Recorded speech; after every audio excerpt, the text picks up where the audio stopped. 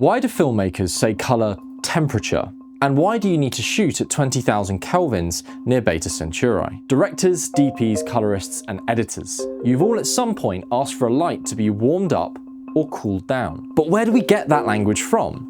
Why do we say colour temperature? The quick answer, and the intuition that most people probably rely on, is that we associate blue with cold and red with hot when it comes to things like taps or air conditioning. Therefore, we think of orange light with a lower Kelvin value as hot, and blue light with a higher Kelvin value as cold. This would explain a surface level link between temperature and light colour, but as soon as you think about this intuition for more than 30 seconds, it completely falls apart. We use Kelvin to measure colour temperature because of something called absolute temperature. In thermodynamics, absolute temperature is the measure of the kinetic energy in an object's molecules. If this energy is negligible, the object can be said to have a temperature of absolute zero, or 0 Kelvin. This is equivalent to minus 273 degrees centigrade, and is the coldest temperature theoretically possible in our universe. When we relate this back to the vocabulary we use, it doesn't make sense. How did filmmakers start referring to higher Kelvin values as colder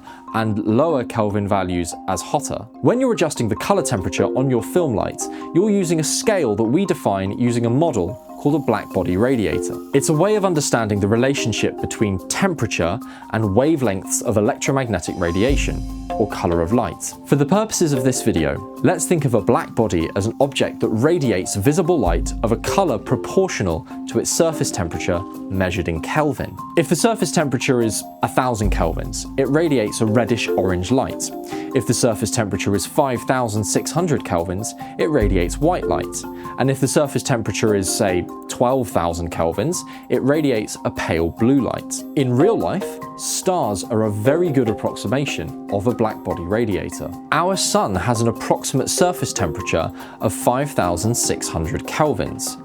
Hence, we calibrate our camera's white balance to 5600 kelvins when shooting in daylight. What we're starting to reveal is that the way we think about color temperature, white balance, calibrating our cameras to the temperature of light that they're seeing, is very conditional to our solar system.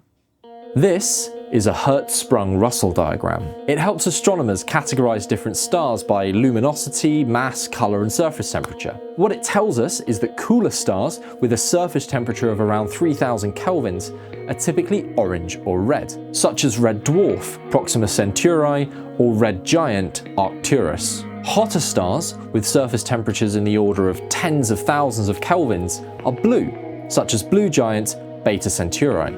If you were shooting your daylight scene on the surface of a planet orbiting Beta Centauri, you'd need to set your camera's white balance to around 20,000 kelvins. To conclude, what most people mean when they're asking you to warm up or cool down a film light bears no relation whatsoever to the physics behind color science, or where we get the term color temperature from. It's a complete contradiction, grounded in cultural and historical associations of orange fire with heat or blue water and ice with cold. The language filmmakers use is very unlikely to change, so if it bothers you, I'd suggest referring to the specific Kelvin values when white balancing a light or shot. Please do not use this video as an excuse to correct your DOP when they ask you to warm up or cool down a light.